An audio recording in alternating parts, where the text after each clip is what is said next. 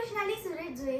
आज आषाढी एकादशी निमित्त मी तुमच्या समोर पंढरीची वारी आहे माझे घरी हा अभंग सादर करणार आहे आणि मला तबल्याची साथ देण्यासाठी आदेश दादा आहे.